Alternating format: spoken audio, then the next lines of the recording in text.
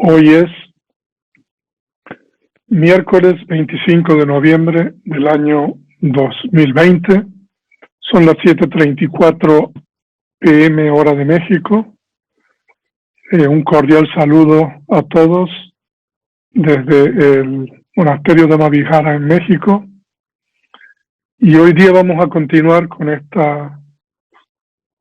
ciclo de conferencias sobre las 4 moradas sublimes que comenzamos el miércoles pasado, 18 de noviembre, y hoy día vamos a tener esta segunda conferencia, esta segunda clase sobre las 4 moradas sublimes. Aquí nosotros estamos compartiendo la pantalla. Voy a poner aquí. Pues vamos a, como siempre, esta conferencia está patrocinada por el Instituto de Estudios Budistas Hispanos y el Centro Rechung Dorje Dragpa de Jalapa. Y aquí nosotros tenemos a Diana Luz, que nos está representando al Centro Rechung Dorje Dragpa, y a Winston Velasco del IEB, del Instituto de Estudios Budistas Hispanos.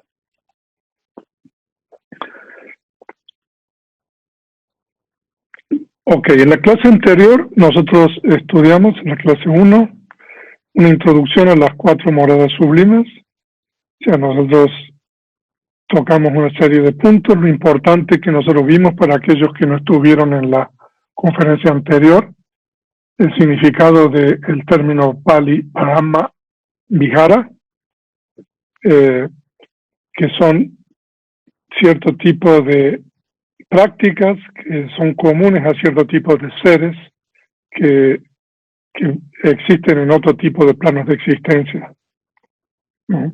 Entonces esa es una definición que nosotros dimos de este término en Pali Brahma Vihara, y explicamos de que hay 4 Brahma Viharas, que son el amor benevolente, metta, la compasión, karuna, la alegría empática, mudita, y la ecuanimidad, upekka.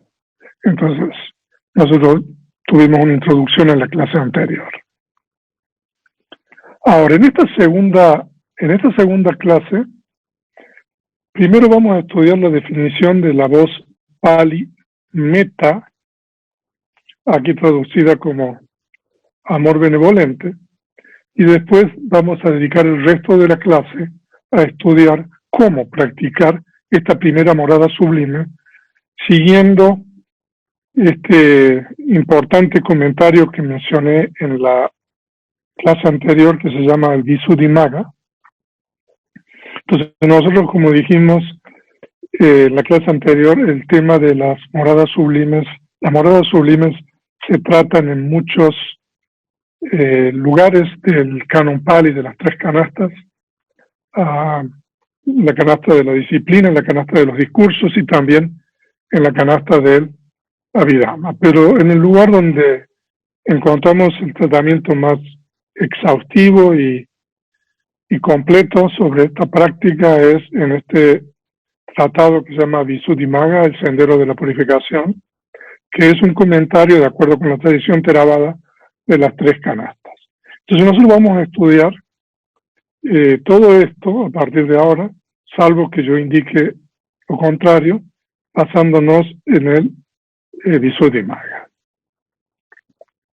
Entonces, lo primero que nosotros tenemos que entender aquí es el significado del término metta, que se deriva de una raíz que es mida, que significa adherente, algo que pega.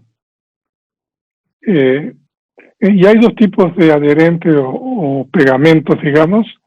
Lo que se denomina un adherente material, es un pegamento, y el adherente de la amistad, que se llama en Pali piti sineja. Literalmente, piti se puede traducir como alegría o regocijo, pero como está explicando esto sobre el término metta, entonces es mejor traducir el término piti como amistad.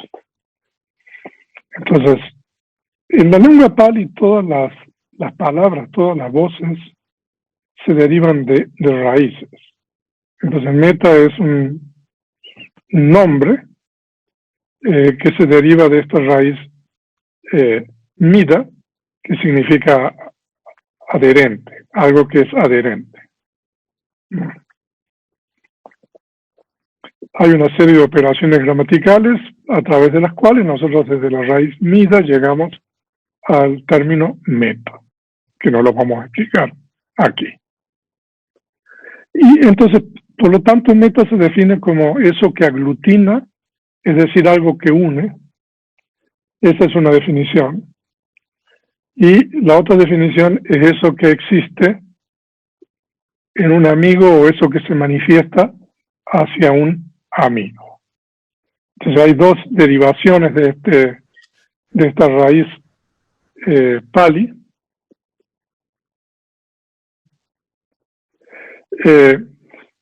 Entonces, algo que une, que aglutina, y lo otro es eso que existe en un amigo o eso que se manifiesta hacia un amigo. Entonces, por lo tanto, nosotros podemos arribar a una definición del término meta como amor no mezclado con apego, es decir, un deseo puro, saludable, por el bienestar y la felicidad de los seres. Entonces, esa es una definición que nosotros podemos dar del término meta. O sea, que es amor, pero no es amor asociado con apego o deseo, sino que es un amor puro, saludable, por el bienestar y la felicidad de los seres. Y de acuerdo con la Abhidhamma, la tercera canasta, meta es un factor mental hermoso, denominado adosa, no enojo, es decir, el opuesto del enojo, la ira, odio, que surge hacia seres sintientes. O sea, de que el término adosa, el prefijo a en la lengua pali, no solamente significa no, ausencia de enojo, sino significa también la existencia de buenas cualidades. O sea, de que no es solamente la ausencia de la ira o el enojo o el odio, sino que es esta cualidad particular que hemos definido como un amor puro, un deseo genuino por el bienestar y la felicidad de los seres sintientes. Ahora, si nosotros vamos a estudiar y vamos a practicar meta o amor benevolente, y nosotros seguimos los textos canónicos, nosotros aquí tenemos una fórmula tradicional. Vamos a practicar amor benevolente de acuerdo con los textos canónicos de la tradición Theravada. Nosotros encontramos esta forma canónica que contiene 4 frases. Eso lo encontramos en este tratado que se llama Patisamvidamaga, que es un tratado atribuido al principal discípulo de Buda, el venerable Sariputta. Y yo he puesto en negrita las frases que nosotros, por supuesto, podemos cambiarlas de acuerdo hacia quien practiquemos. Entonces, la primera frase es que todos los seres estén libres de enemistad. Entonces, eso en Pali, libres de enemistad, significa avera hontu. ¿No? Eso es fácil de entender, o sea, de que es un deseo genuino de que entre los seres no exista, digamos, odio, ira, rencor, enemistad.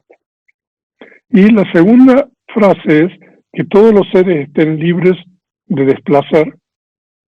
Entonces, eso es avyapaya hontu, literalmente que todos los seres estén libres de mala voluntad. Y eso significa de que los seres estén libres de desplacer mental. O sea, es una sensación, el desplacer, que surge con cierto tipo de conciencia. Entonces esa es la segunda frase. Y la tercera frase, que todos los seres estén libres de aflicción, aniga hontu. La aflicción significa que estén libres de de dolor físico. Entonces, si la número 2 significa dolor mental o desplacer mental, la frase número 3 significa dolor físico. Y la número 4 es que todos los seres se mantengan ellos mismos felices. Esa es una traducción literal del término Sukhi Atana Arihara.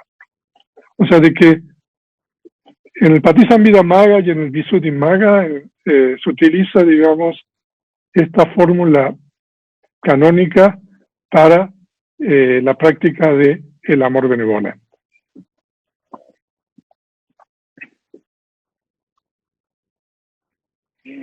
Ahora,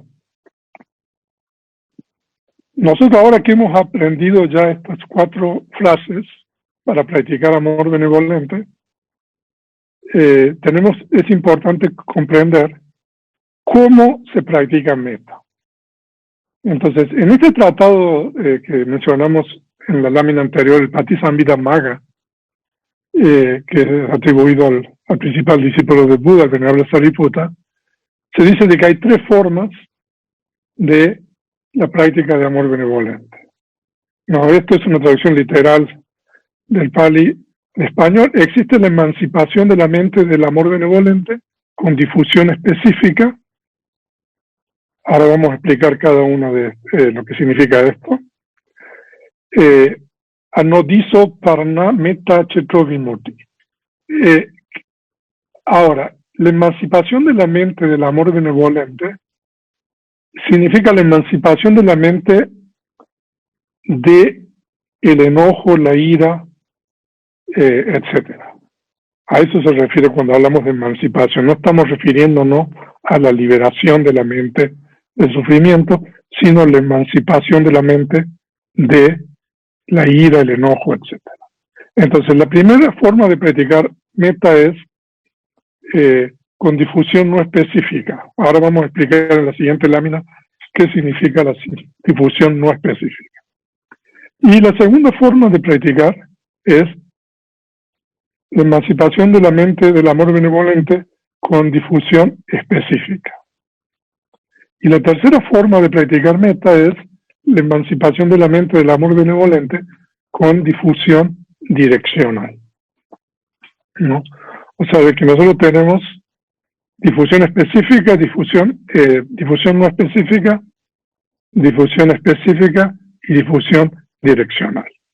Entonces, eso de acuerdo a los textos canónicos, en este caso el Patisambhidamagga. También esto está en otros tratados, en el Anguttara Nikaya, los discursos numéricos también van a encontrar esto, pero es en el Patisambhidamagga y también en el Visuddhimagga donde esto está explicado de la manera más clara y completa. Ahora, ¿qué significa la práctica de metta con difusión no específica? La práctica de amor benevolente con difusión no específica, anodiso parana, tiene como objeto el concepto de todos los seres. O sea que cuando nosotros practicamos metta con difusión específica, entonces nosotros tomamos, no específica, nosotros tomamos a todos los seres como objeto, o el concepto de todos los seres como objeto.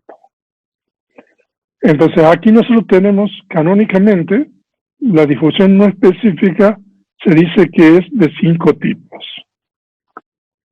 Entonces, por favor, si ustedes se recuerdan las frases anteriores, ¿no? O sea, que todos los seres estén libres de enemistad, libres de desplacer, libres de aflicción, y que todos los seres se mantengan a ellos mismos felices. Esa sería la difusión no específica. Que todos los que respiran es una forma de también incluir a los seres. Que todas las criaturas, o sea, que todos aquellos seres que han sido generados por el Kama, que todos los individuos, que todos los seres que tienen una personalidad, que tienen los 5 agregados, y que todas las personas, son distintos términos que se utilizan en la lengua Pali, que en realidad incluyen a todos los seres que existen. Entonces, cuando nosotros incluimos a todos los seres sin excluir a ninguno, entonces esa práctica de meta se denomina difusión no específica, no diso para nada, como está ahí. Entonces esa es la primera forma de practicar amor benevolente.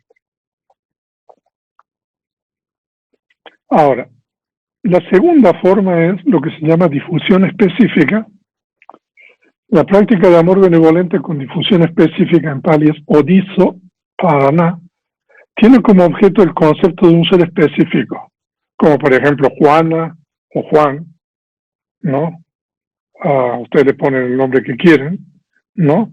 O sea, que puede ser un individuo en particular. O puede ser un grupo de personas específicos, como por ejemplo, todas las mujeres, todos los hombres, etcétera. O sea que cuando nosotros especificamos, individualizamos la práctica, podríamos decir, entonces eso es otra forma de practicar, ¿no? Entonces, canónicamente la difusión específica se dice que es de 7 tipos. Todas las mujeres, todos los hombres, todos los seres nobles, es decir, todos aquellos que han alcanzado alguno de los 4 estados de iluminación, todos los seres ordinarios, que son el resto, todos los devas. Aquí devas no solamente incluyen los seres que pertenecen a los planos, los 6 planos de los devas de la esfera de los sentidos, sino también deva es un término que incluye también a los brahmas, que incluyen los brahmas de la materia sutil y también a los brahmas inmateriales. Y después todos los humanos y todos los seres que se encuentran en los estados de sufrimiento. Entonces, de esas 7 formas, canónicamente, nosotros practicamos la difusión específica. Pero difusión específica, como explicamos en la lámina anterior, significa cuando uno toma, digamos, la difusión específica canónicamente son de esas 7 formas, pero en realidad difusión específica significa, por ejemplo, uno toma una persona en particular. Muchas veces a los monasterios vienen o nos llaman y nos dicen, o sea, de que si podemos practicar meta para una persona en particular, ¿no? Y a veces, o sea, nos comparten una foto o el nombre de la persona, y entonces de esa manera uno practica amor benevolente hacia esa persona en particular. Eso es difusión específica, o diso parana.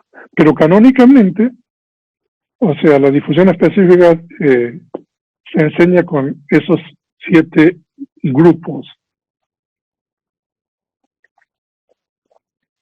Ahora, la práctica de amor benevolente con difusión direccional, disa parana, tiene como objeto el concepto de los seres en las 10 direcciones. O sea, de que, de acuerdo con las enseñanzas del Buda, los seres se ubican, digamos, en 10 direcciones. Entonces, la primera dirección es el este, después está el oeste. Ustedes pueden tratar de visualizar en el lugar donde ustedes están, ¿no? El norte, el sur, y después los puntos intermedios que son el sureste, el noreste, el noroeste, perdón, el noreste, el suroeste, el cenit, o sea, arriba, y el nadir, abajo. Entonces, eso es lo que se llama difusión direccional. Cuando nosotros combinamos estos 3 métodos que hemos visto, el método de no específico, el método específico y el método direccional, ¿no? Entonces, cuando se combinan los 3 métodos anteriores, en la difusión no específica hay 5 individuos, En la difusión específica hay 7 grupos y en la difusión direccional hay 10 direcciones. O sea, cuando nosotros combinamos estos 3 métodos anteriores con las 4 frases mencionadas en la lámina anterior, entonces se dice de que hay 528 formas de practicar o desarrollar el amor benevolente. Entonces aquí yo les he hecho un cuadro para que ustedes, por favor, puedan comprender un poco cómo es la combinación de estos 3 métodos para practicar el amor benevolente. Entonces, la difusión no específica, que son 5 individuos, digamos, o 5, todos los seres, todos los que respiran, ¿no? Y las 4 frases que estudiamos, entonces dan en total 20 formas. La difusión específica, que son 7 grupos por las 4 frases, son 28. Y la difusión no específica, que son 5 con las 10 direcciones. Y las 4 frases son 200 formas. Y la difusión específica, 7 con la direccional 10 y las 4 frases son 280. O sea que se dice que hay 528 formas de practicar método. O sea, de que este es un poco el método canónico expuesto en este tratado Patisambhidamagga, que también se enseña en el Visuddhimagga. Nosotros vamos a volver sobre esto en la 4ª clase, sobre estas 528 formas de practicar amor benevolente. O sea, yo les quería explicar a ustedes el método canónico tradicional de la práctica de amor benevolente, pero hay muchas otras formas para practicar amor benevolente, ¿no? Por ejemplo, yo no voy a entrar en todas, pero otra de las formas de practicar metta es el método del Metta Sutta. El Metta Sutta es un discurso muy famoso que es parte de los cánticos de protección, ¿no? Y en el Metta Sutta ustedes van a encontrar unos versos que dicen, traducidos al español, que todos los seres que respiran, débiles o fuertes, largos o cortos, medianos o bajos, delgados o gruesos, conocidos o desconocidos, cercanos o lejanos, nacidos o por nacer, que todos los seres, sin excepción, estén felices en sus corazones. Entonces esa es un poco, también es una fórmula mucho más simple de predicar metta, si nosotros nos basamos en este discurso tan conocido que es el Metta Sutta. De esta manera nosotros incluimos a todos los seres que existen y nosotros deseamos que todos los seres, sin excluir a nadie, estén felices en su corazón. Ahora, ¿cuándo y cómo practicar metta? Entonces, el Metta Sutta también nos dice a nosotros cuándo y cómo, o sea, estando de pie, caminando, sentado o acostado. Mientras despierto, uno debería establecer esta atención de amor benevolente. Dicen que esta es una morada sublime aquí, ¿no? Así que aquí son las 4 posturas tradicionales, o sea que uno puede practicar el amor benevolente estando de pie, caminando, sentado, acostado, mientras uno no duerma. Entonces, y el Metta Sutta dice que no solamente eso, uno debería establecer esta atención de amor benevolente. O sea, uno debería dirigir la mente a la práctica de amor benevolente. Y dice de que esta es una morada sublime aquí. O sea, de que nosotros hemos respondido ya a estas preguntas. Entonces, ahora que nosotros hemos hablado de todo esto, entonces yo quisiera explicar cómo es la práctica formal del amor benevolente, la primera morada sublime, de acuerdo con el Visuddhimagga.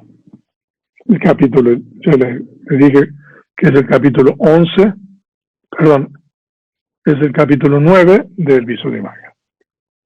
Entonces, Lo que ustedes van a ver aquí es una traducción directa del Pali al español de las frases, de los pasajes relevantes del Visuddhimagga con relación a la práctica de amor benevolente. Yo en la primera conferencia, en la clase anterior, yo les comenté de que para poder hablar sobre las 4 moradas sublimes se necesitan por lo menos 10 clases, ¿no? Porque en las explicaciones que el Visuddhimagga da sobre la práctica, se dan muchos ejemplos que a uno lo remiten a la canasta de los discursos y también a la canasta de la Vidama, con relación a la práctica y para dar ejemplos. O sea, de que si nosotros tratamos de explicar todo eso, o sea, no vamos a poder, digamos, en 4 clases. Entonces, por eso yo he decidido tomar realmente lo más importante y explicar, digamos, esto no en 4 clases. Después, en el futuro, quizás se pueda dar un curso más completo sobre esto. Entonces, para practicar amor benevolente, antes de practicar hay unas preliminares que se llaman. Entonces, veamos qué nos dice el Visuddhimagga. Un practicante principiante que desea desarrollar amor benevolente, en primer lugar debería reflexionar sobre el peligro del enojo y sobre el beneficio de la paciencia. Entonces, esto es lo primero que uno tiene que hacer antes de practicar, es reflexionar el peligro del enojo y el beneficio de la paciencia.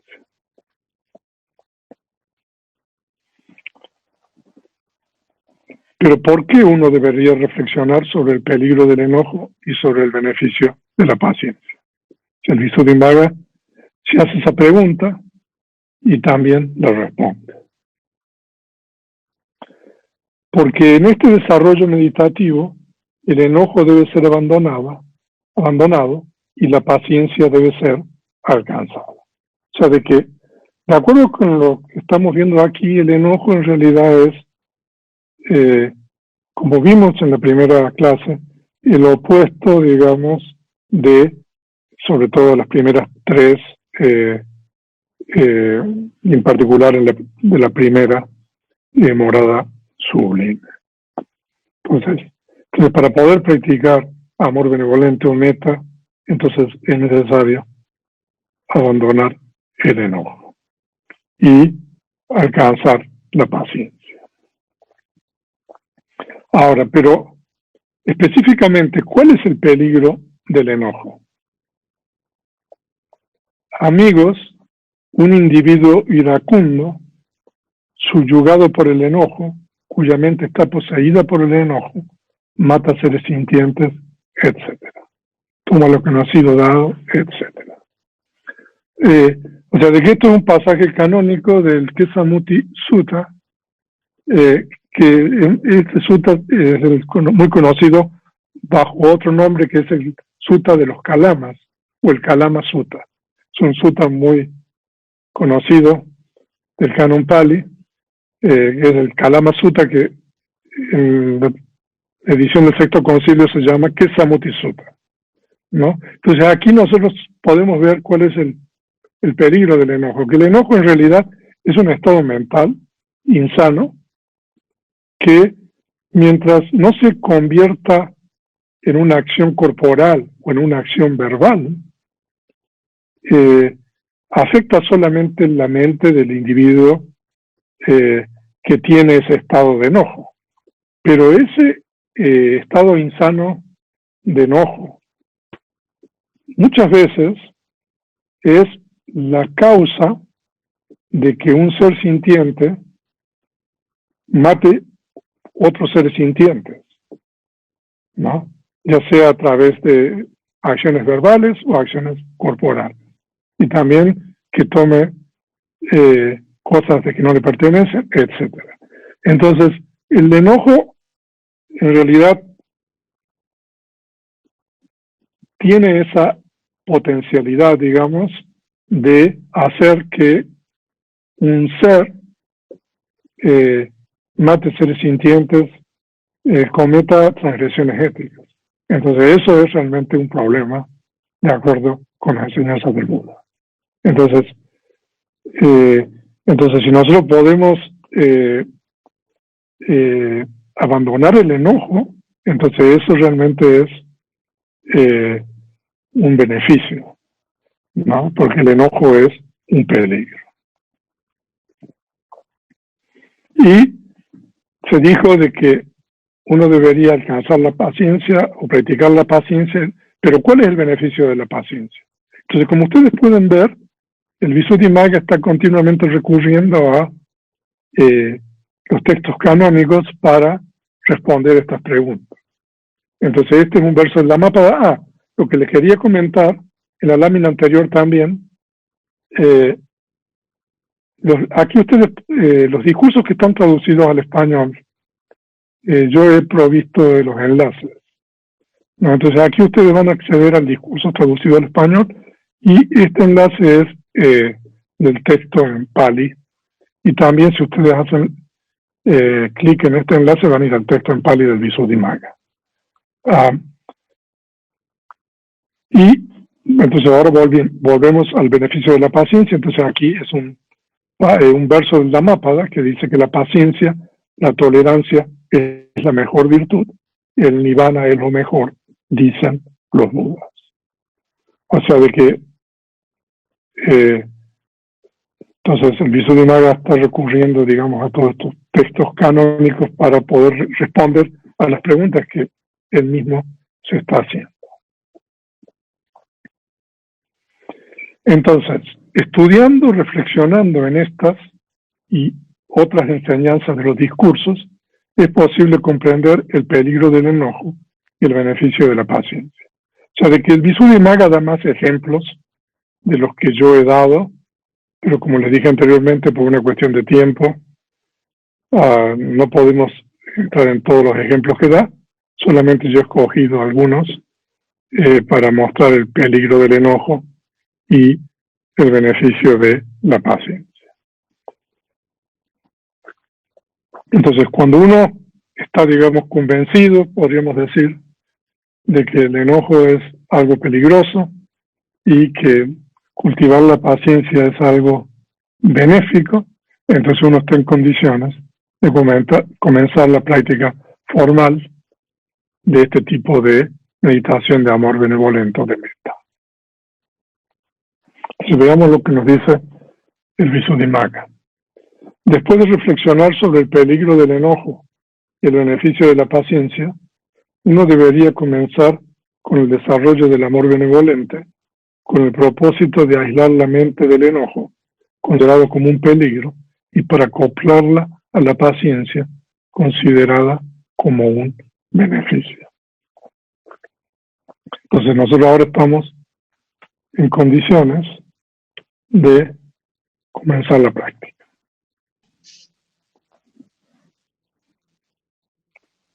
Pero primero, para comenzar, se debe comprender la clasificación de individuos. Hacia estos individuos no se debería desarrollar amor benevolente primero, y hacia estos no se debería desarrollar. O sea que nosotros aquí tenemos dos grupos, ¿no?, de individuos. El primer grupo es individuos hacia los cuales no tenemos que practicar primero. Y el segundo grupo es individuos que no debemos practicar, ¿no? Entonces vamos a ver cuáles son los grupos o los individuos que no hay que desarrollar, no hay que practicar metta primero. O sea, la razón por la cual no hay que practicar amor benevolente primero hacia estos individuos es porque, o sea, es muy difícil practicar. Por ejemplo, el primero es un individuo odiado, ¿no? Un amigo, un compañero muy querido, o una amiga o una compañera muy querida, un individuo que es neutral o indiferente, y un individuo que es hostil o un enemigo.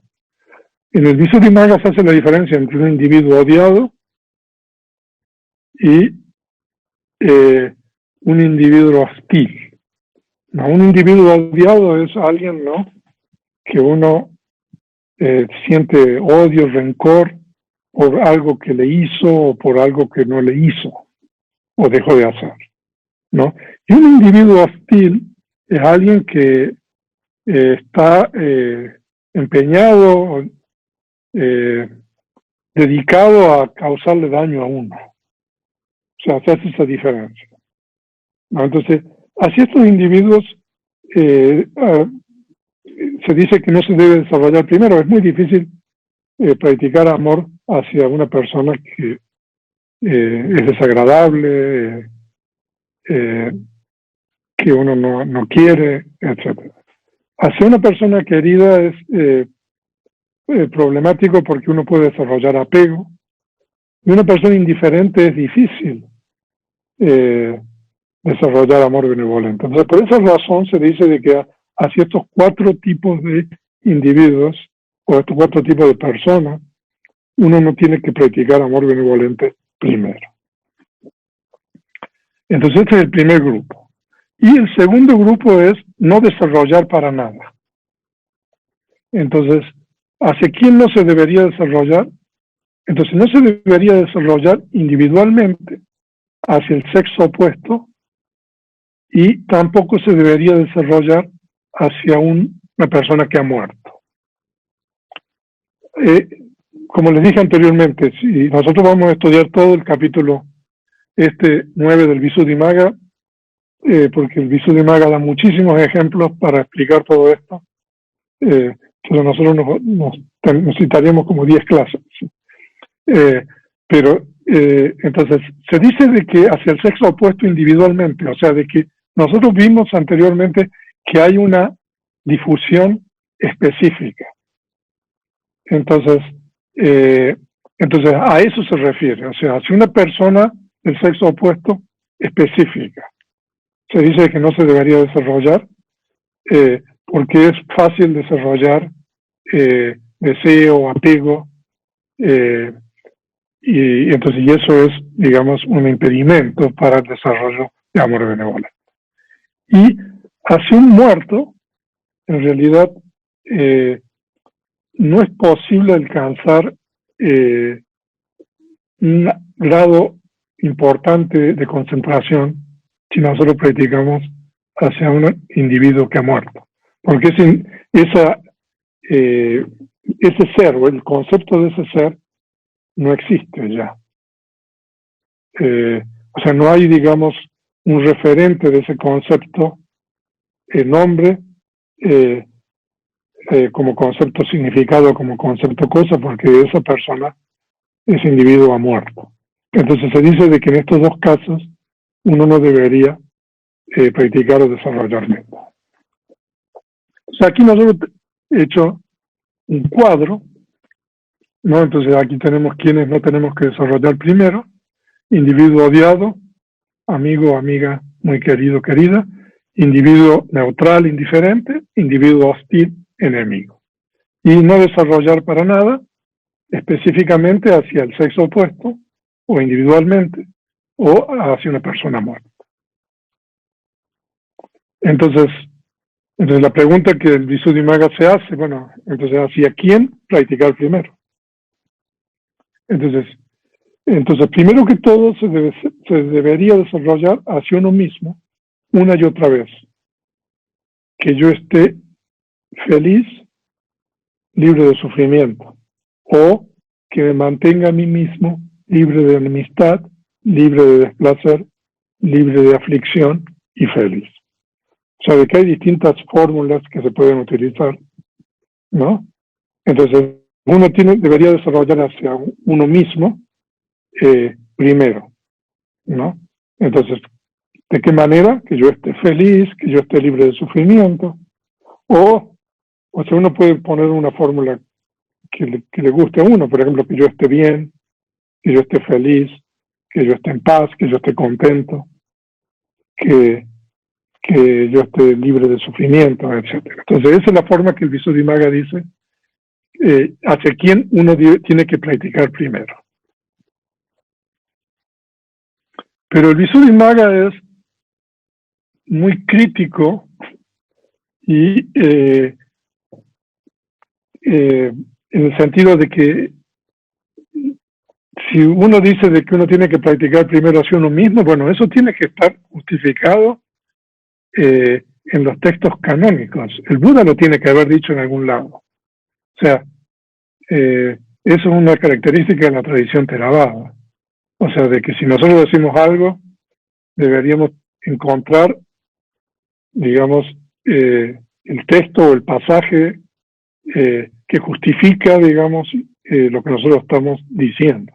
O sea, en la tradición Theravada nosotros individualmente no avanzamos opiniones, y si las avanzamos, normalmente decimos, esta es mi opinión con relación a esto. Entonces el Visuddhimagga se pregunta,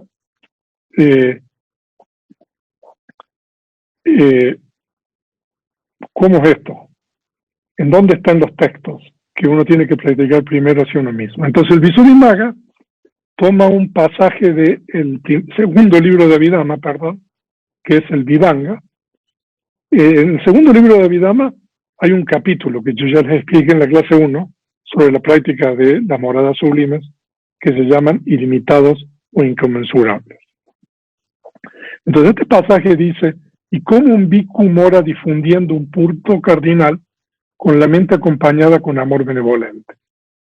Entonces se hace esa pregunta, ¿no? Entonces, la respuesta es, así como al ver a un ser querido, apreciado, uno sentiría amor benevolente, de la misma forma uno difunde amor benevolente hacia todos los seres. O sea, de que el Vibhanga, el segundo libro de Abhidhamma, en realidad no dice que uno tiene que practicar primero hacia uno mismo. El segundo libro de Abhidhamma dice de que uno tiene que practicar amor benevolente hacia todos los seres, ¿no? De la misma manera que uno practica hacia un ser querido, apreciado. O sea, de que si nosotros seguimos la explicación del Vibhanga, o sea, nosotros tenemos que practicar de esta manera y no hacia nosotros mismos. Y también el Visuddhimagga toma la cita esta de el Metta Sutta, que también es canónico, que dice que todos los seres estén bien, seguros, felices en su corazón. Aquí no dice que uno mismo, dice que todos los seres. Entonces, ¿cómo es entonces que uno tiene que empezar a practicar hacia uno mismo? Entonces, el Visuddhimagga contesta la pregunta, no contradice los textos, y se pregunta el Visuddhimagga, ¿por qué no contradice?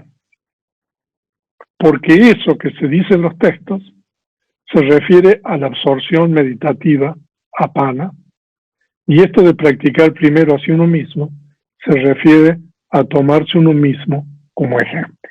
O sea, esto es muy importante, lo que nosotros estamos explicando aquí. O sea, de que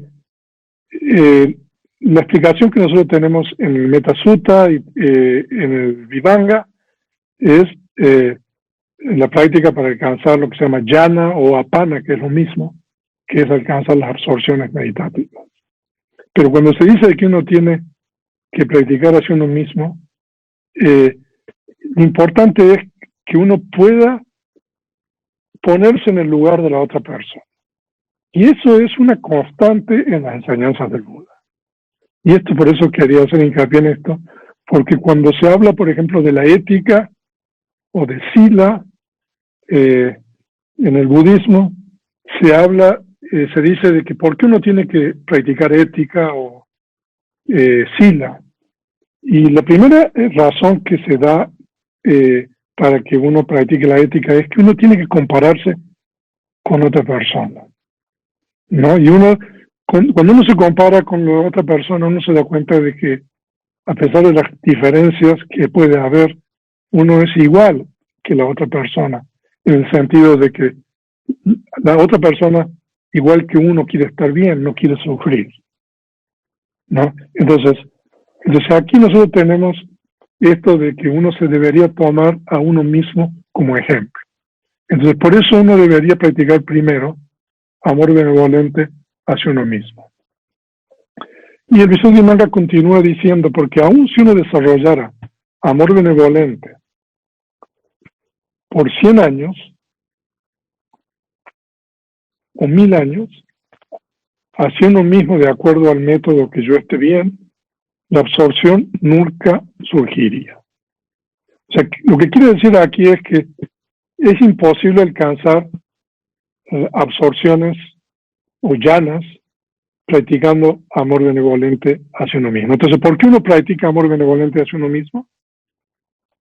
Primero, para tomarse uno mismo como ejemplo y darse cuenta de que en realidad uno no es diferente que los demás no son diferentes que uno.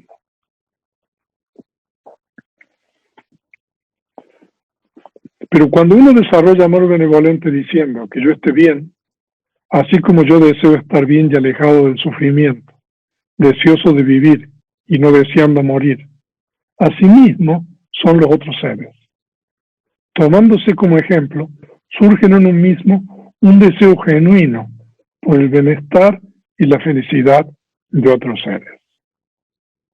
O sea, que eso, lo que yo muchas veces llamo el principio de igualdad o de comparación, ¿no? O sea, entonces aquí también nos está explicando exactamente lo mismo.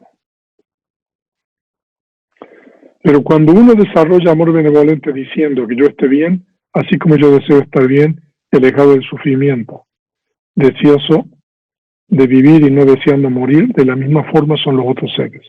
Tomándose como ejemplo, surge en uno mismo un deseo genuino por el bienestar y la felicidad de otros seres. Entonces ahora nosotros tenemos la explicación canónica de por qué que en realidad el Buda también dijo esto en este discurso que se llama el Pijatara Sutta, que pertenece al Udana. Si ustedes hacen clic ahí en Pijatara, tienen una traducción al español de ese sutta. Es un discurso muy hermoso. Lo que yo estoy compartiendo aquí es el Udana, que es el verso de alegría que el Buda pronuncia. Esta historia es la historia de un rey y su reina, ¿no? Y en una ocasión el rey le pregunta a la reina quién era el ser más querido, esperando el rey que la reina dijera, tú rey, eres el ser más querido para mí. Esa era la expectativa que tenía el rey. Pero la reina le respondió, no, para mí yo soy el ser más querido. Y la reina le preguntó al rey, ¿y para ti cuál es el ser más querido? Y el rey, o sea, un poco, como dicen en México, le dio pena y también dijo, no, yo también, para mí, yo soy el ser más querido. Pero el rey se quedó un poco con esa duda de lo que la reina le había dicho, entonces lo fue a ver al Buda y le relató esta historia, o sea, pueden leer el sutta, el discurso, y entonces el Buda confirmó, digamos, lo que la reina le había dicho, ¿no?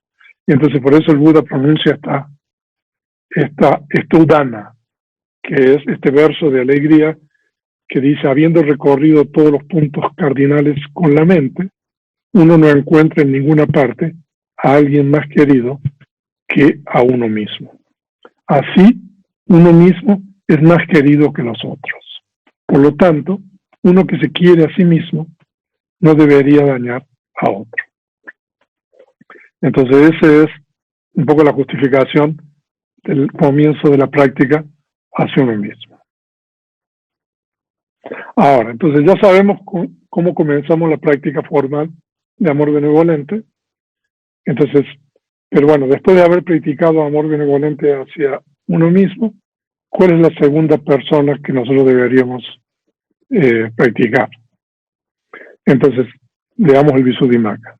Por lo tanto, habiendo difundido amor benevolente primero hacia uno mismo, con el propósito de tomarse como ejemplo, después, para continuar con facilidad, debería recordar regalos, palabras amables, etcétera, que producen afecto y ternura, o la virtud, aprendizaje, etcétera, que producen respeto y reverencia de alguien querido y apreciado, como un maestro, o alguien en la posición de maestro, o un preceptor, o alguien en la posición de preceptor, y debería desarrollar amor benevolente, de acuerdo al método, que esta persona esté feliz, libre de sufrimiento.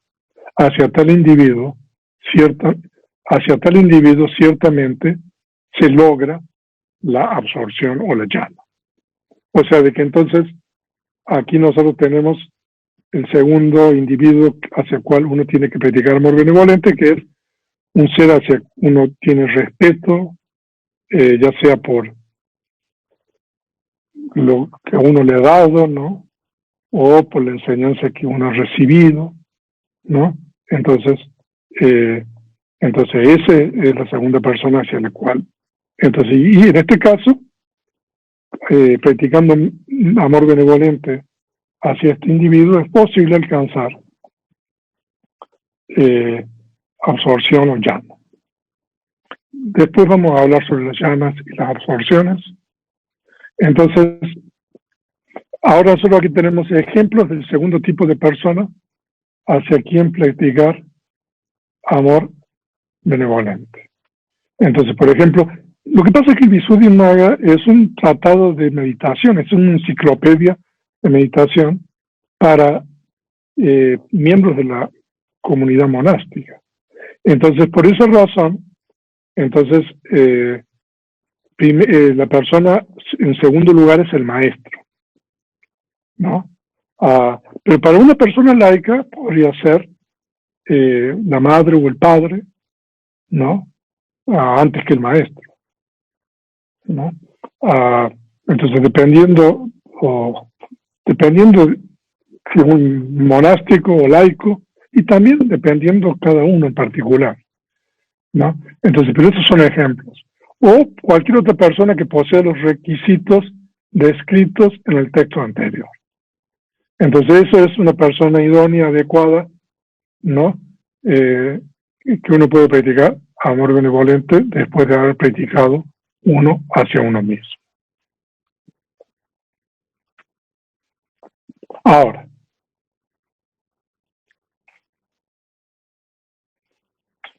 uno podría ya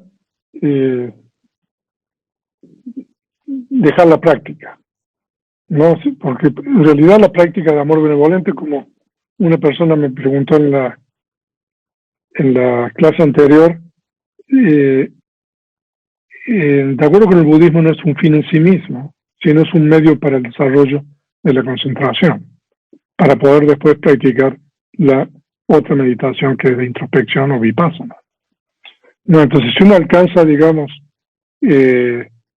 la absorción, practicando hacia una persona respetada como maestro o un ser querido, no, entonces uno ha alcanzado el grado de concentración requerido para poder pasar a la otra práctica. Pero si uno quiere avanzar aún más, por eso dice, pero si no está satisfecho con esto y desea romper las barreras, después debería desarrollar amor benevolente hacia un amigo muy querido, amiga muy querida, hacia un individuo indiferente, hacia un individuo hostil, y practicando debería ser la mente dócil y maleable en cada caso antes de pasar al siguiente individuo. ¿Qué quiere decir esto? O sea, de que nosotros practicamos primero, ¿no?, hacia el maestro, por ejemplo, hacia un ser querido, ¿no?, y desarrollamos concentración, digamos. Y cuando tenemos suficiente concentración practicando hacia el primer maestro, digamos, entonces después podemos practicar meta hacia un compañero, un amigo apreciado.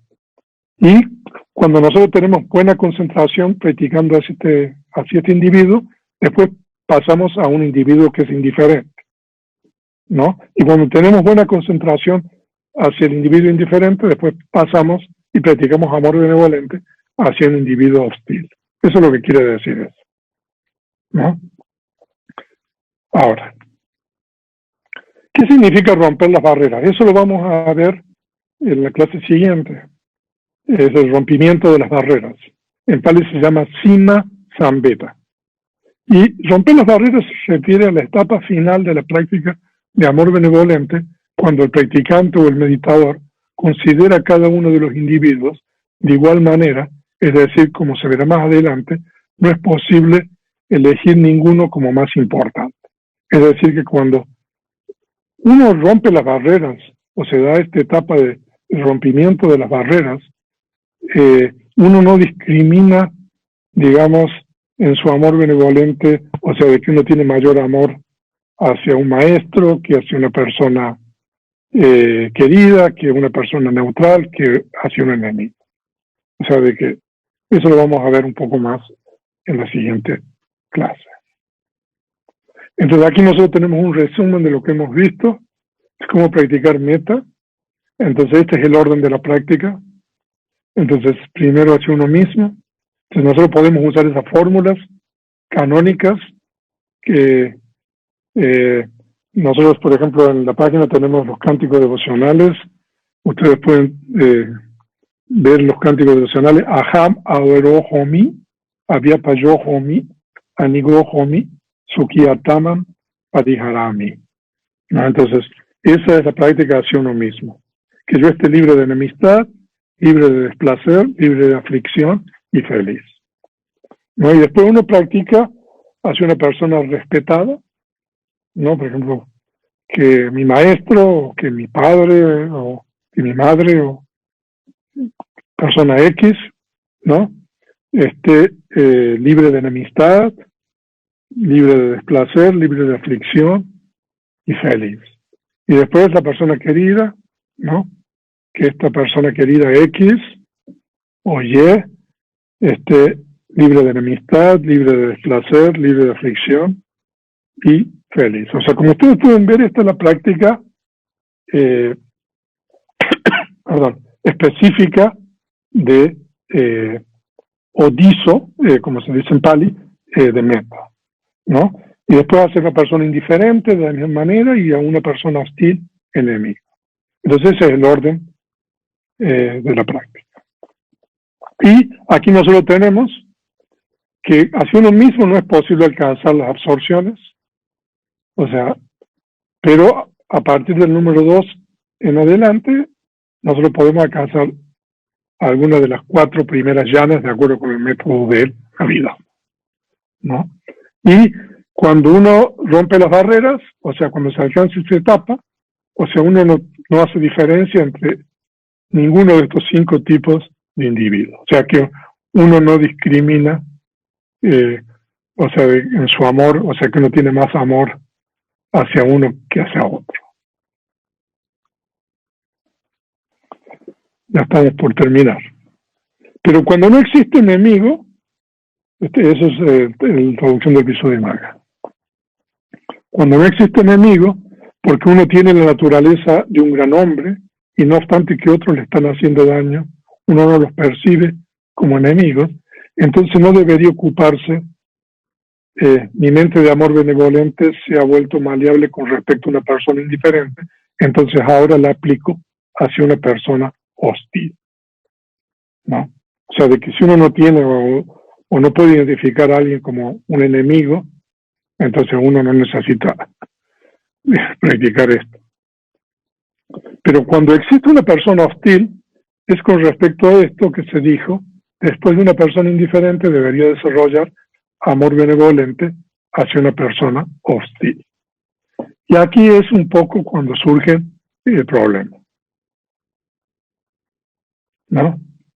Porque es muy difícil, o sea, practicar meta, amor benevolente hacia un enemigo, hacia una persona hostil, hacia una persona que a uno no le cae bien. Entonces, pero si cuando se aplica la mente hacia un enemigo surge el rencor, al recordar las faltas cometidas por ese individuo, entonces debería eliminar el rencor practicando una y otra vez amor benevolente hacia este individuo, después de haber entrado y emergido una y otra vez de la absorción de amor benevolente con respecto a algunos de los individuos anteriores. Entonces, ¿qué quiere decir? Que si, por ejemplo, hay una persona que es hostil o enemigo, y uno trata de practicar meta, y uno no puede practicar amor benevolente hacia esta persona porque uno siente resentimiento, ira, enojo o rencor, ¿no? Por lo que esa otra persona hizo. Entonces, lo que está diciendo aquí es de que uno puede volver hacia el individuo anterior, hacia los individuos anteriores, en los cuales uno puede practicar amor benevolente y desarrollar buena concentración. Y después, cuando uno tiene buena concentración, como quien dice, uno vuelve de nuevo hacia este individuo que es enemigo hostil y trata de practicar amor benevolente hacia esta persona, ¿no? Entonces, esa es una forma, ¿no?, que podría utilizarse para poder practicar meta hacia la persona hostil. Pero de esta forma no está fácil. Pero entonces, si uno no puede